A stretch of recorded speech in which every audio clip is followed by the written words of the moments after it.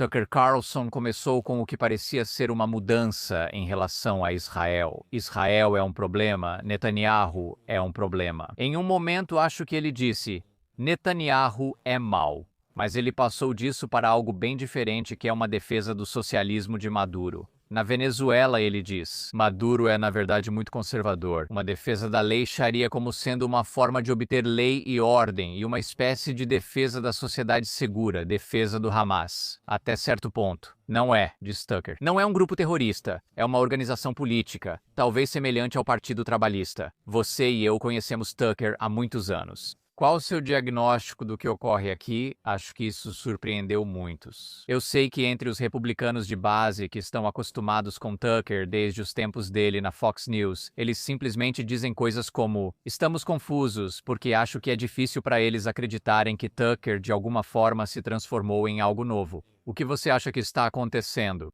É difícil dizer. Fico feliz que você mencionou que ambos o conhecemos há anos. Eu o conheço desde 1991, quando começou no Arkansas Democrat Gazette, em Little Rock. Isso foi antes de ele ir para a MSNBC e outras passagens na TV até chegar à Fox News. Trabalhei com ele semanalmente em Nova York por 6 anos e meio, quando fui apresentador da Fox News. Nunca vi o Tucker assim. Ele é muito inteligente. Posso ser arrogante, mas era honesto intelectualmente, fazia perguntas difíceis e era reflexivo. Agora vejo alguém que não reconheço, não sei o que aconteceu com ele. Acho estranho porque algumas pessoas mudam de opinião, como Whittaker Chambers, que era comunista e virou capitalista. Mas ele escreveu um livro de 600 páginas chamado Testemunha, onde detalha como foi de um lado para o outro. Existem ateus que se tornam cristãos, existem cristãos que perdem a fé, então o que quero dizer é que as pessoas têm todo o direito de mudar completamente de opinião. Normalmente isso vem com uma explicação de como você foi de um ponto a outro e o que fez mudar de ideia. Até onde eu sei, não recebemos nada disso, não só do Tucker, mas da Candace também. Então, nesse ponto, você diria que devemos simplesmente desistir da busca para descobrir os motivos deles e apenas olhar para os efeitos do que eles estão fazendo? E os efeitos do que eles estão fazendo são ruins para o Trump, ruins para o MAGA? Como você interpretaria as consequências de toda essa reviravolta? Você fez uma das declarações mais perspicazes que ouvi nesse contexto de discussões sobre Tucker Carlson. Quero te parabenizar porque você disse que, ao fazer uma mudança filosófica ou ideológica radical, como o apóstolo Paulo fez, a pessoa passa o resto da vida escrevendo sobre isso. Whittaker Chambers, outro grande exemplo, C.S. Lewis, uma mente cristã fenomenal, mas veio de um ponto de ateísmo. Para Tucker ter feito essa mudança dramática, quero dizer, uma mudança de opinião de 180 graus, acho que ele deve alguma explicação. Não é o que é tão preocupante, é o porquê. Nós sabemos o que, mas o que não sabemos é o porquê. Há um debate, como você sabe, sobre o AIPAC, o Comitê de Ação Política Israelense Americano. E parte desse debate foca no fato de que o AIPAC é uma entidade estrangeira, e já ouvi dizerem que não, que são judeus americanos contribuindo para o AIPAC. Mas eu acho que o que não está em dúvida é que o AIPAC realmente faz uma vigilância bastante ativa dos Estados Unidos e especialmente dos representantes americanos. Já ouvi dizer que o AIPAC designa tipo um cara para cada congressista, ou seja, cada congressista tem o seu próprio cara do AIPAC. E isso, claro, levou à ideia de que, de alguma forma, o AIPAC está puxando as cordas do Congresso dos Estados Unidos. O que você acha disso? Quero dizer, se for verdade, é ruim, né? Claro, seria complicado. Você está dizendo que não é verdade? Não acho que seja verdade. Assim como chamar Israel de genocida, dizer que o AIPAC controla o Congresso é exagero. Eles não são realmente bons nisso, porque se fossem realmente bons, você teria votações mais próximas de 500 a 35 do que o que acontece, que é uma maioria apertada na Câmara e às vezes nem o suficiente no Senado para aprovar um projeto pró-Israel. Então, existe um certo bipartidarismo quando se trata de apoio a Israel. Mas algumas das vozes mais duras em todo o nosso Congresso são vozes contra Israel e contra qualquer parceria com Israel. Eu também diria que, se vamos criticar a AIPAC, é justo, podemos fazer isso. É uma organização americana, não é uma organização estrangeira, está registrada, cumpre as leis de divulgação. Mas e quanto ao CARI? CARI é o Conselho para Relações Americano-Islâmicas, e eles são bem diretos sobre o que esperam e pelo que lutam.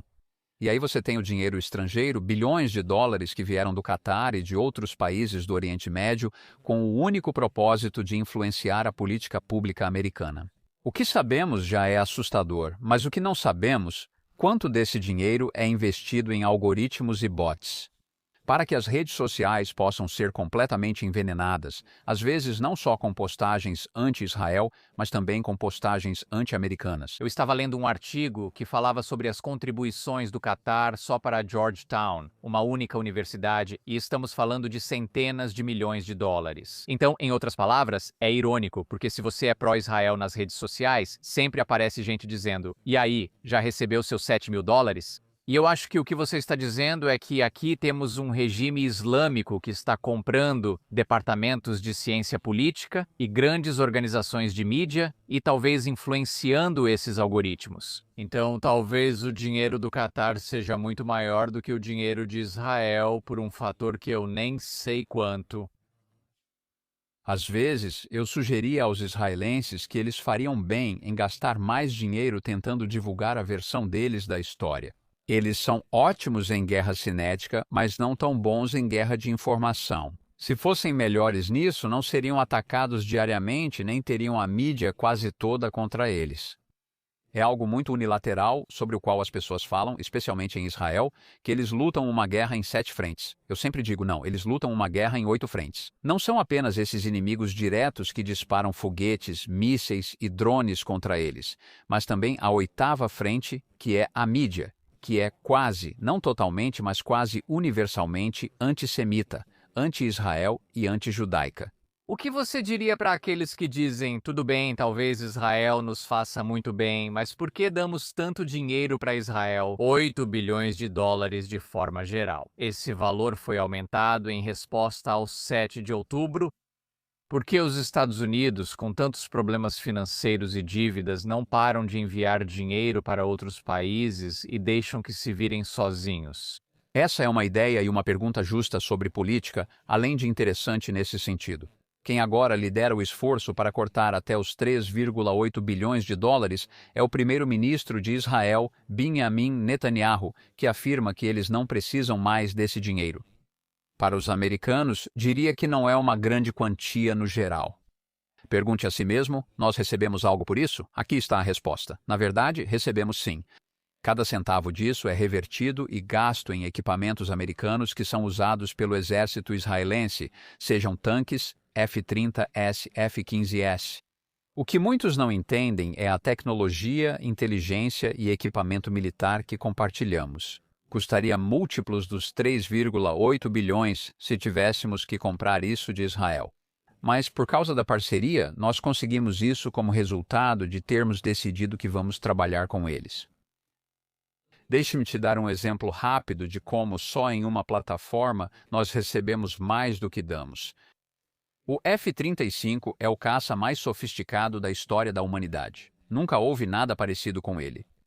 É praticamente um computador voador. É a primeira aeronave na história em que o piloto é o menos importante. O denominador comum do sucesso é a tecnologia incorporada ao avião. Israel compra o F-35.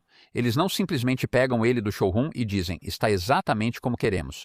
Eles reconfiguram, eles reconstituem aquele F-35 para suas necessidades únicas e então fazem algo que nós realmente não temos a capacidade de fazer. Eles usam esse avião em combate agora por causa da IA.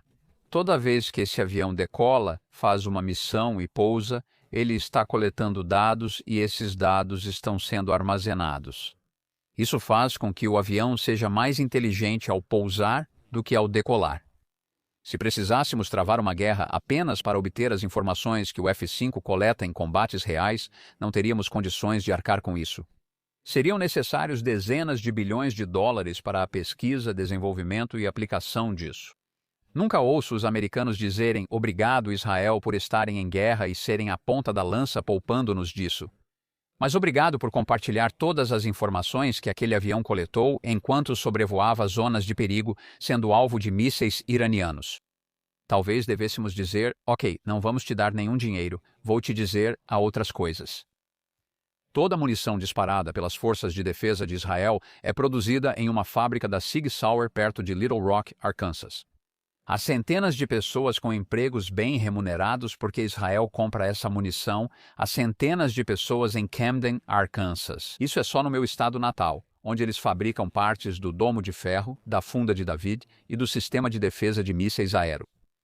Outras pessoas trabalhando no Arizona, Michigan, Missouri, outros estados por causa das parcerias de defesa que temos com Israel. São centenas. Não, são milhares de empregos americanos, empregos bem remunerados. Esse relacionamento poderia ser encerrado, mas muitos americanos ficariam insatisfeitos com a perda desses empregos.